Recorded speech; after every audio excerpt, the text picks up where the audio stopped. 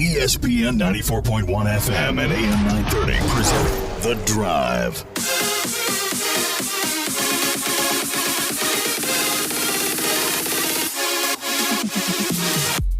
It is Monday, July 19th. The Drive begins now on ESPN 94.1 and AM 930. I'm your host, Paul Swann. Always, you can be a part of the program by calling the White Claw phone line at 877-420-TALK. That is 877-420-8255. White Claw Hard Seltzer, it is made pure. We got a lot to get into today. TBT firing back up tonight for Heard That and Best Virginia. Bleed Virginia getting knocked out over the weekend. So really the two major teams that are left in this thing for at least people around here, people who follow teams, Heard That, Best Virginia. And if both teams can win, that's going to set up a really interesting matchup on Wednesday. Charleston Civic Center should have a great crowd once again for that matchup if both teams can get through. We're going to find out tonight. That's all coming up tonight. We'll get into that later, but Heard That getting the victory over Team DRC on Saturday. So we'll break all of that down. Also, the Conference USA standings, the predicted order of finish coming out today. We're going to get into all of that. The good news is, if you're a Thundering Herd fan, there's good news. And UAB's on the other side. So we'll get into that. We're going to break that down also. It is watch season. That's right. All the watch lists will be coming out. All the honors that go along with those watch lists. All of that's coming out starting today. And we have got the Maxwell Award watch list to talk about. Grant Wells going to be on that, and we'll talk about the Conference USA list as well. So there are a lot of things to get into as far as Marshall football is concerned. We've got the TBT. Baseball action coming up tonight right here on ESPN 94.1 and AM 930. We're going to check in with the Pirates tonight at 9:15. We'll get you set for that matchup later on in the hour as well. And, of course, as we start progressing through the week, SEC Media Day is kicking off today. Now, I just want to add as an aside, Conference USA not having a traditional media day. It's going to be more like a Zoom call. So a lot of these conferences are getting back to in-person or mixed between in-person and, of course, some sort of video conferencing presence. SEC kicking off today. Commissioner Greg Sankey announcing that 6 of the league's 14 football teams have reached 80% vaccinations. Now, the reason why I wanted to talk to you about this today was because he said the message to schools, you're expected to play as scheduled. Well, what does that mean? Of course you're scheduled to play it. That's what the point of the schedule is. You're scheduled to play. That's your opponent. But he said, that means your team needs to be healthy to compete, and if not, the game won't be rescheduled. And thus, to dispose of the game, the forfeit word comes up at this point. So if you're not fit to play, you could suffer a forfeit. Now, if you're vaccinated, if you reach 85%, it looks like if you reach 85%, that's going to be the number. That's going to be the sweet spot here. If you get to a certain number, you're not going to have to go through the regimented process that these guys went through last year and all the other student athletes went through, the multiple tests a week, the wearing of the masks, the self-quarantining, the isolation. None of that is going to have to be taken into account if you reach a certain level of vaccination. And so what's going to happen is you're still going to have student athletes that are probably going to have to go through some sort of regimen. It's going to be completely different at each and every school in the NCAA. I'm sure there's going to be a different procedure, different regimen for everyone. However, what the SEC is implying here is that, look, we're going to try to get these numbers up to a certain level to satisfy us. But if you can't get your numbers up, that's fine. We understand that. But you're responsible for the health and well-being of your team. If your team's not healthy enough to come out and play, there's not going to be a reschedule. There's not going to be a change of date. There's not going to be any of that. It's just, do you have a team? Can it play? If you don't have a team that can play, you're going to forfeit. We'll move on to the next week. So I'm sure there's going to be a lot of coaches that are going to have conversations with their athletes, their kids, and say, look, we're not forcing you to do this, but this is what we've got in store for you. If we can't get you vaccinated, you're going to have to do this. And if we have a situation where we have an outbreak and we don't have enough players to field the team, we might have to forfeit a game. I mean, it's an interesting dynamic, to say the least. Nobody's forcing these student athletes to do this. I don't believe so anyway. And I hope not. I hope they're not forcing anyone to take the vaccine. If they don't want to take it, that's a personal choice, and I do respect that. I might not agree with that choice, but at the same time, I do respect the choice. However, as we've talked about before, we're going to see more and more there's going to be sort of that middle ground, like, okay, if you don't want to do this, this is where you have to go and what you have to do to get on the field. And if you do this, this is what your journey to the field is going to look like. So I think we're going to see more and more of these numbers come out as schools are trying to get their vaccination rates up to a point where this isn't going to be an issue. How would you like to be a school that has a team that comes down and you don't have enough teams? I mean, you don't have enough players to make the field. So instead of just trying to reschedule that, no, it's like, okay, you're going to get hit with the forfeit. You're done. You knew, you understood, and here it is. So that's what's coming out, at least SEC Media Days today. So that's a big one. And, of course, Media Days will be continuing throughout the week.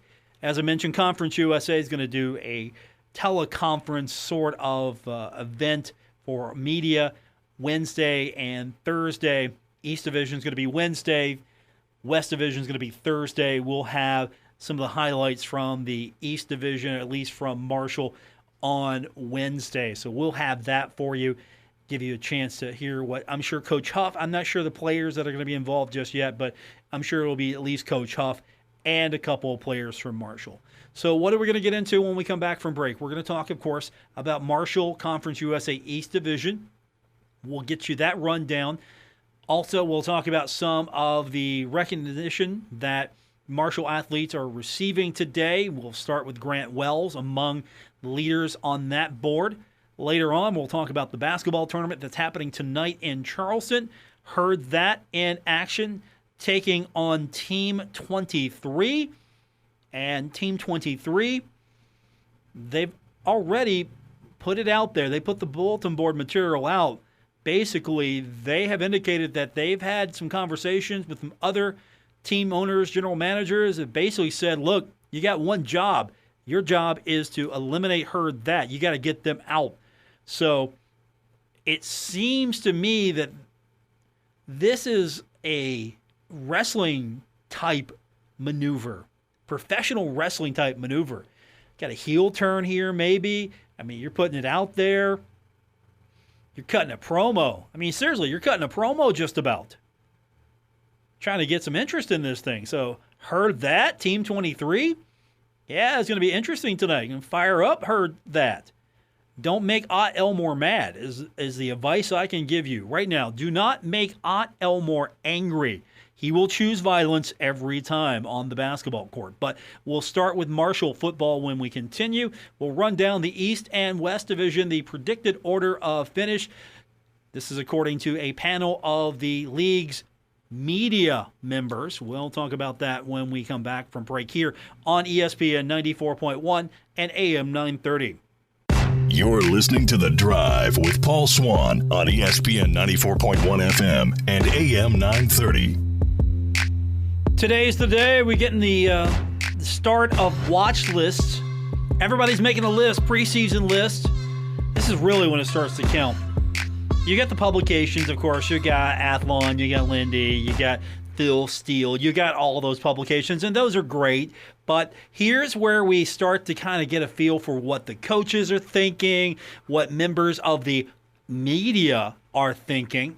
I did not have a vote in this, so do not blame me if you do not like the order. I am not responsible for this list, but the East Division and West Division order of finish, it's out. Marshall, among the favorites to win Conference USA. In the East Division, Marshall receiving 17 first-place votes. And if you look at where Marshall stacks up compared to the rest of the East Division, you'll see that FAU got 6 votes and Western Kentucky got 1 first place vote. So here's what it looks like. From bottom to top, it's Old Dominion at 7, then FIU is 6, Middle Tennessee is 5th, Charlotte comes in at 4, and then Western Kentucky, as I mentioned, with 1 first place vote, comes in at 3. FAU with 2. FAU at 2 with 6 votes, and then Marshall coming in with 17 votes. 17 votes. They are the odds-on favorite to win the East Division.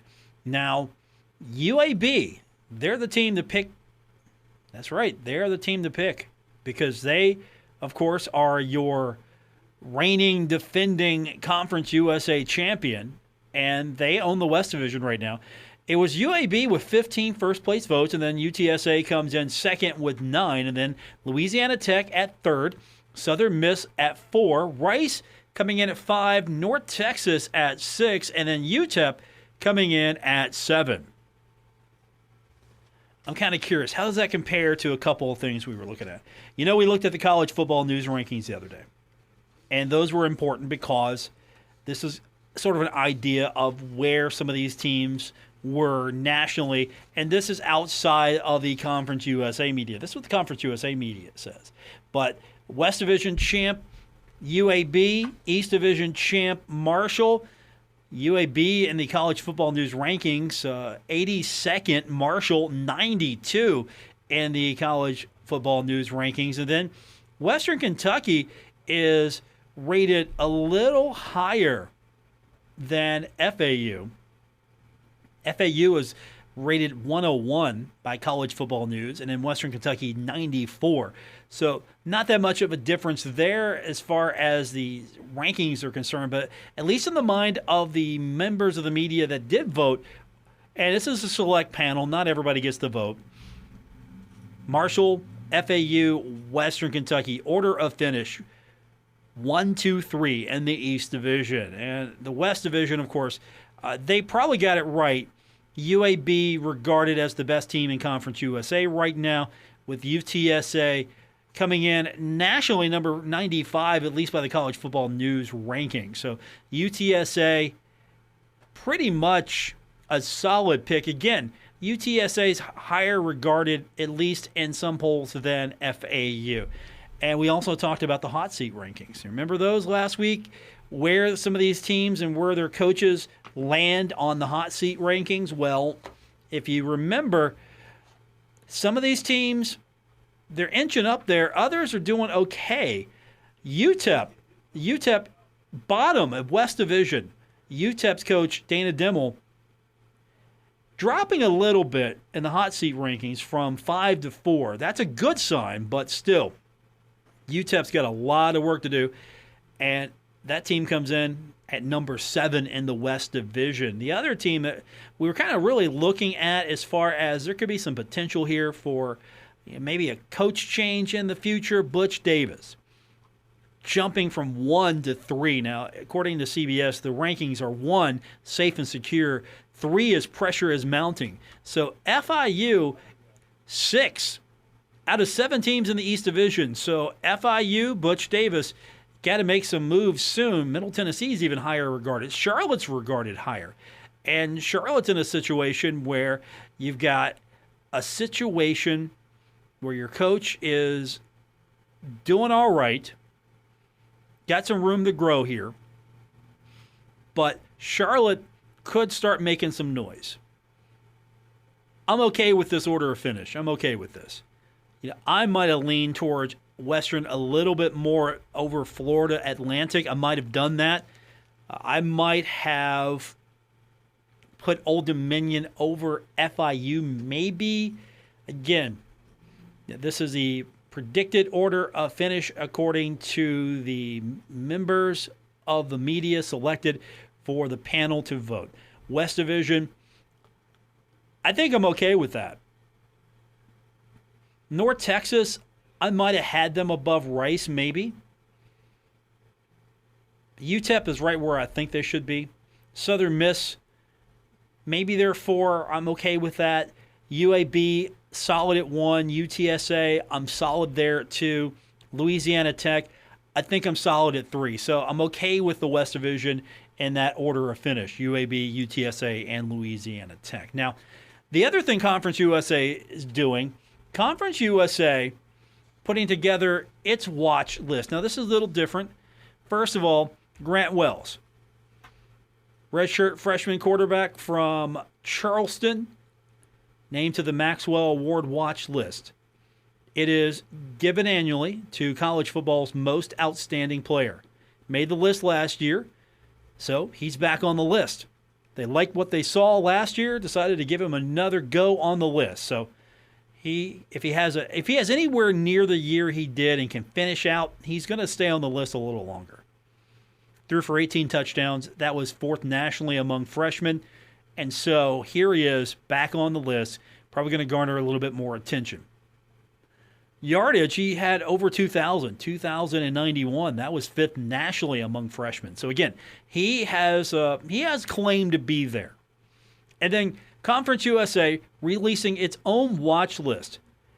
And what Conference USA doing? Releasing a list for every team. These are the players to look at, to watch, to keep an eye on.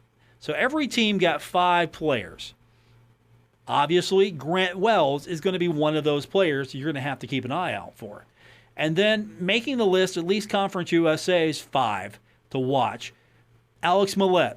So on the offensive line, you got Alex Millett representing. And then Jamari Edwards representing the defensive line. Then Stephen Gilmore's representing, of course, outstanding defensive back for the Thundering Herd. And you got Talik Keaton. You got him out there. Watch out. Don't kick the ball to him. That's a bad mistake. So, yeah, that's good. Get the word out on him. If you're a Conference USA team, that's a mistake. You don't want to kick the ball to Talik.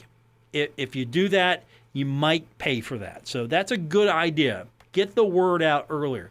So the good news here is I think the league nailed it. You only have 5. This is a solid 5. These are all conference selections a year ago. Also, you have a Freshman of the Year honoree in Grant. So Grant Wells, Freshman of the Year, you gotta account for him at all times. And I think you're going to see some progress because Millett and Edwards were second team. Gilmore and Keaton were first team. I think Millett's probably coming up the list. I think Edwards is coming up the list as well. As far as I'm concerned, Alex Millett's a first-teamer. And if that doesn't get solidified this year, we got a problem with Conference USA. I have issue on how these things are selected if that is not the case. Now, of course, he's going to have a lot of say in his performance on the field. So he's going to have his opportunity to prove everyone that he's a first-teamer. But as far as I'm concerned, he's a first-teamer. Second team is good. He's a first-teamer in my mind. And I really think that you look at this list, I'm probably going to say, there could be a little bit bias on my part.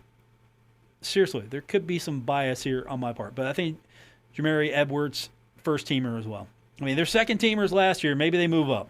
I think they do. But Millett's definite putting a rubber stamp on this. He's a first-teamer all the way. I believe his play on the field will justify my faith in him. So that's where we stand with it. Hey, again, listen to me. I don't lie to you. I tell you things, and you need to write them down because they usually come true. I got a pretty good track record. What did I tell you about the Bucks? I said Bucks in 6.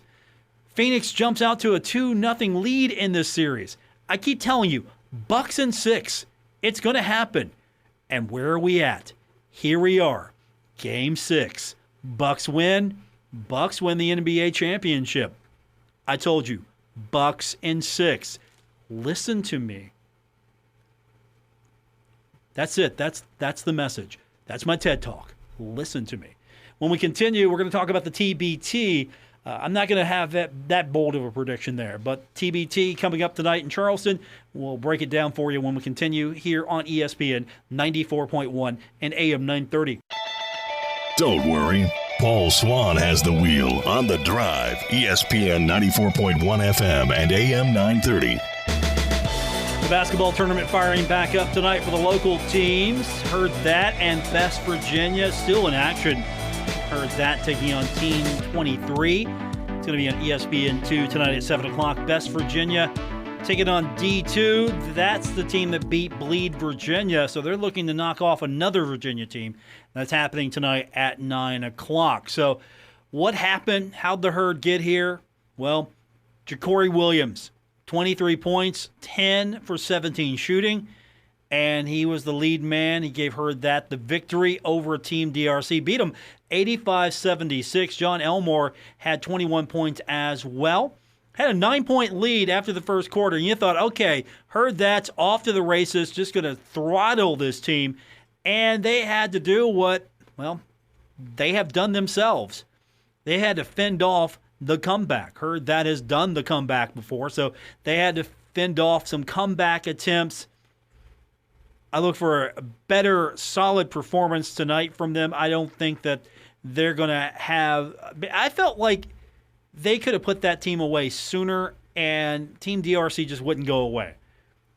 Tonight, they're getting a tougher test, though, with Team 23. This is a team that has been a mainstay in the TBT. They got former NBA players on this squad. Walt Lemons Jr.'s on this team. Marcus Hall's on this team. Marcus Hall was around during the 2016 title game. So the team has been around for a while. So Team 23 should be a tough challenge tonight. Heard that should have the crowd in its favor. And then at 9 o'clock, Best Virginia, and the crowd should be in its favor as well. And, of course, let's be honest, it's going to be a weird dynamic here. You're going to have a lot of people rooting for both teams. And that's a good thing. I've actually enjoyed that, seeing a little bit of let's just root for the West Virginia teams right now. And some of you maybe aren't down with that. I get that. I saw you Twitter the other day. I saw Luke Creasy, the poor, maligned sports reporter for the Herald-Dispatch, who was there just to enjoy the game, wearing his green, Kelly green shirt and his WVU hat because he married into a WVU house-divided situation. So trying to keep the family situation going here. He was spotted on social wearing the green and the blue, and I'm okay with that. I'm all right with that. Keep your wife happy. But some of you maybe not down with Best Virginia. I say let's see this through. Let's get to that bracket championship at least between Herd That and Best Virginia. But Best Virginia should win against D2. Kevin Jones in the previous game had 18 points, 13 rebounds, won over Woko Showtime. Sean Willett had 18 points. Todd Withers, 16 points, 9 rebounds. D2's leaders beating Bleed Virginia. I really thought Bleed Virginia was going to be a team to deal with. So Best Virginia versus D2. Heard That versus Team 23. So far, it's been pretty much chalk, it feels like. So we'll get that Best Virginia Heard That matchup on Wednesday, potentially. TBT's been fun so far, don't you think? I think it's been enjoyable so far. It's been fun. Good crowds at the Charleston Coliseum. Got a lot of buzz. And, of course, once again, Odd Elmore, the social media darling of the TBT, comes out and does Odd Elmore things. I mean, that's the fun of this thing. I mean, outside of the fact they're playing for $1 million, and if that doesn't get you fired up, nothing will. If you're these guys, you're playing for your share of $1 million. I'm not saying that's going to set you for life, but that's going to transform your life in a good way if you can get a piece of that. That's going to have a quality of life bump for you. So, yeah, these guys are really into it right now. And TBT probably coming back to Charleston more often than not because, again, you've been getting good crowds. The tickets, that matters. You want to have good crowds show up. You don't want to play in an empty arena. You don't want to play an empty Coliseum, empty gym. You don't want that. You don't. And so I think if Charleston continues to put on a good show and Herd fans show up and West Virginia fans show up, I think you're going to see a return to the Coliseum for the TBT. And it makes sense also. It makes sense because everybody can get to Charleston. Best Virginia fans can get to Charleston. Heard That fans can get to Charleston. Bleed Virginia fans can get to Charleston. It's a pretty good place, I think, for this TBT. I'd love to see it in Huntington. Not going to happen, but I'd love to see it in Huntington. Potentially, I don't know. I don't think the Mountain Health Arena could hold this thing. I don't know. Not the way the Coliseum probably set up for it right now. Coliseum's a great place for basketball.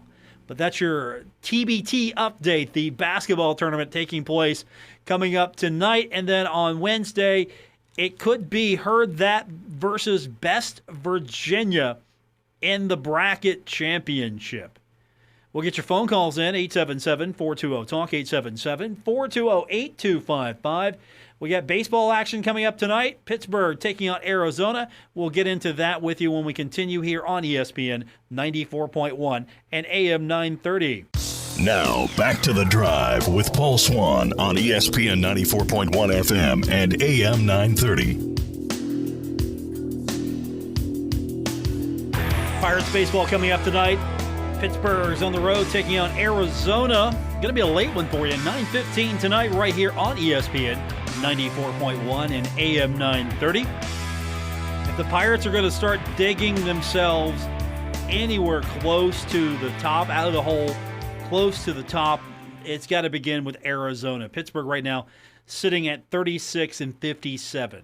Fifth in the NL Central. The Diamondbacks come in 27-68. They are fifth in the West. I mean, if you're going to get healthy, the Diamondbacks look like a good team to get healthy against.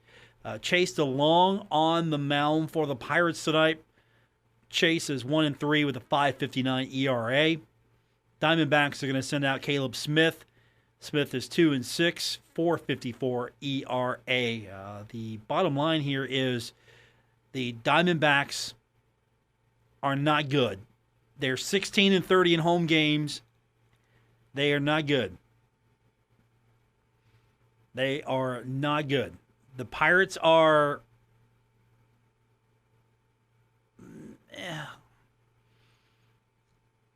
It's going to be push. I'm just going to say it right now. It's going to be push. The Pirates are about 500 on the road. The Pirates, unfortunately, have not been able to get a good run. The Mets were a nice team to get healthy on a little bit, but still, at the end of the day, we're talking about the Mets here. And the Pirates possibly, if trying to at least make a good effort here and keep you interested, got to win some games against Arizona. That's coming up tonight. That'll be 9:15 p.m. right here on ESPN 94.1 and AM 930. As we mentioned earlier today, the Conference USA predicted order of finish is out from the league. And in the West Division, UAB is tabbed to be the top team once again, garnering 15 of those first-place votes. UTSA is picked second at 9. And then it's going to be Louisiana Tech at third, Southern Miss coming in at fourth, Rice fifth, North Texas 6, and UTEP 7. And then on the east side, Marshall, the favorite, 17 votes, getting 17. First team in the East Division, predicted to win the East. Florida Atlantic coming in second with 6 first-place votes. I'm not sure if I would have done that. I think I would have taken Western Kentucky over FAU, but FAU's got a pretty good argument for why they are the team maybe to challenge Marshall. They get 6 first-place votes. Western Kentucky gets 1. They are third, and then that's followed by Charlotte, Middle Tennessee, FIU, and then Old Dominion. The team that's got to make some ground up quickly is Old Dominion. The team I think that's got to seriously make a run for the championship, or you might have a coach on the hot seat, is FIU. I think Middle, Charlotte, we'll see some progress there, but East Division is probably Marshall's to lose. Seriously, I think it's Marshall's to lose. Marshall's got almost everybody back. New coach, new energy, close the gap. I think Marshall is in the best spot right now. You look at the division, I'd rather be playing on the east side than the west side because UAB's on the west. UTSA's good. I think Louisiana Tech's good. I kind of think Rice is good. We all know how good Rice is. We know what they can do. On the east side, I think Marshall might have a little trouble with Western and FAU, but if Marshall does what it's supposed to do, I think there's going to be no problem here with Old Dominion, FIU, Middle, or Charlotte. That's just my take here. Also, coming out of Conference US today, this is a different story. This one maybe is more a testament to the individual than anything. Conference USA announced today its 2021 Hall of Fame class. And only one person is going to be inducted. And that's Russ Anderson. He was the former league communications administrator. Part of Conference USA for more than 25 years, right there at the beginning. And he passed away, was sudden in April. Now, a lot of people maybe think the reason why you're not having an in-person media event was because part of the reason why is Russ would have been the guy putting it all together. And that could be part of it. But he was basically the guy that got stuff done on so many levels in Conference USA, putting things together, managing media. He was the go-to guy. And so he's going to be put into the Conference USA Hall of Fame. He's the only member of the 2021 class. He was probably going to be the guy that turned the lights out of Conference USA. And so since he's been there since 1995, he is going to have the distinction and honor of being the lone recipient of induction in the Conference USA Hall of Fame. And here's kind of just to kind of give you an idea about what he was about. And again, it wasn't about what he did on the field. He wasn't that type of person for Conference USA. It's more media. It's more for people like me. But he was there in the formation of this league. So he was your communications and media guy since the formation of this league. And he was there, loved baseball. Baseball was his sport, football and baseball. So had a great love for baseball, and he was your primary guy for that. But he was also the guy to help make my job a lot better as far as league championships were concerned, the day-to-day, the operations for covering those events, and for other things as well, the tournament at the Star. He was the point guy. Also, he was someone who helped advance the cause of Conference USA the best he could. He was on a lot of NCAA postseason, region, national, and championship events.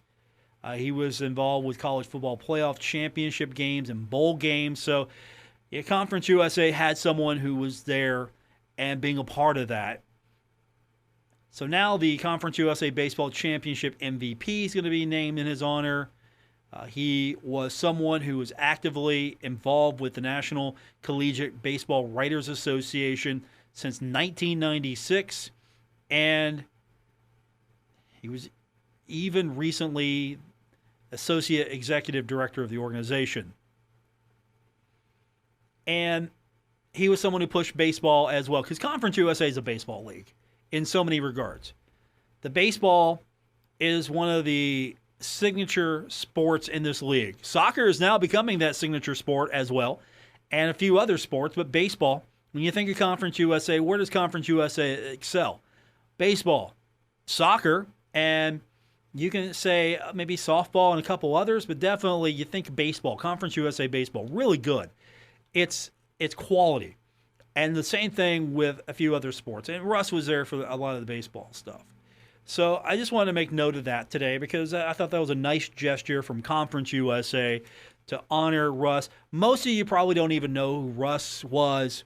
You had zero reason to know who he was or what he was about because he was doing things behind the scenes to help people like me. It's not like with Marshall. You kind of know the players. Being a little bit closer to the program, you know the players a little bit more. And I'm talking about the media guys. You know the players in that realm a little bit more because, well, they're your guys. But to make their jobs easier and to make our jobs easier, a guy like Russ Anderson was always there making sure that we had everything we possibly could get. So I just want to point that out again. It's something that in the grand scheme of things and what you might be familiar with, it didn't touch your life. But it kind of did in so many ways. So nice gesture today by Conference USA to honor Russ Anderson. And, a lot of us who work in media will definitely miss the guy. I mean, he was there from 1995 onward. He was there, part of the birthing of Conference USA. All right, tomorrow, hopefully, we're going to be talking about Heard That's victory and the TBT. They're going to try to get this done tonight at 7, taking on Team 23. And then Best Virginia in action following that. Best Virginia trying to take out D2. And if that's the case, we're going to have a championship, well, at least a bracket championship set up between Heard That and Best Virginia. The two teams get along. They'll be super competitive with each other, but the teams get along. Won't be any animosity. It's just going to be good, hard, fun basketball. And I think that's all what we want right now. Good, hard, fun basketball. But TBT coming up tonight, 7 o'clock for Heard That. What new thing will Ott Elmore bring to us? What new offering will he give to us for our enjoyment? He's like Russell Crowe in Gladiator. He's going to be out there. Okay, granted, he doesn't have Russell Crowe's 2000 Gladiator body, but he's going to be out there yelling, "Are you not entertained?" That's just my image of Ott right now, just yelling, "Are you not entertained?" Because the TBT loves him. Apparently, social media loves him. The legend continues to grow. And he's just going to go out there tonight and do something. He's going to do something Ott Elmore-ish. And we're all going to watch as his legacy continues. And by the way, we're also going to probably watch John Elmore make a solid case for why somebody needs to give him a look. In the NBA, somebody needs to give him a look. And he's trying to make a point out there because he's one of the best players on the court right now. And thankfully for the Thundering Herd, or at least the alumni team, Heard That. Unlike all the other announcers, we get them mixed up. Ja'Cory Williams is on the squad as well. He's doing good things for Heard That. And with that said, that's going to do it for this edition. Thanks for tuning in. Back tomorrow. We'll do it all over again. We'll get you really going into the week. I'm hoping we're talking about a Heard That victory against Team 23. If we're not, it's going to be a sad show tomorrow. That's all I can say. Enjoy the rest of your evening, everyone. And let's root on Heard That, and we'll be back here tomorrow.